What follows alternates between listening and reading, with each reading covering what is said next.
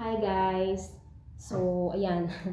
Maraming nagtatanong sa atin guys kung ako pa daw saan banda dyan sa Zamboanga. So, dahil hindi ko yata ito nabanggit nakaraan guys, no? So, taga saan si Fierce dyan sa Zamboanga. Dyan lang tayo banda sa may Labuan, Limpapa, Zamboanga City.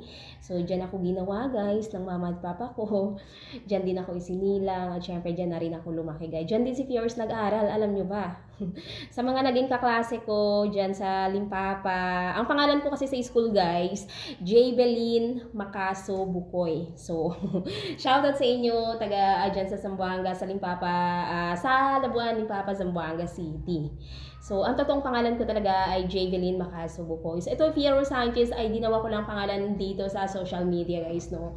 So, dahil nga tag nito, dahil dati kasi nung umpisa guys, ayoko kasi na mayroong makakilala sa akin na kamag-anak, ganyan. So, kung makikita nila, nakakaramdam kasi ako guys ng hiya, no? Pero ngayon, okay na yun, alam na nila lahat.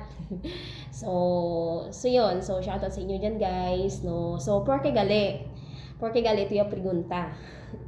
So, ko sa tu quiere, ya comía ba tu? Beneki. Quiere tu come, mucho comida aquí. So, ayan, sa mga taga Labuan Limpapa, sa Zamboanga City, kita-kits ulit tayo, malay natin. Nagbabalak kasi ako umuwi ngayong May, guys. So, sana matuloy at magkita-kits ulit tayo dyan, guys. No? Silamang, shoutout ulit mga taga Labuan Limpapa, Zamboanga City. Silamang, guys. Bye-bye.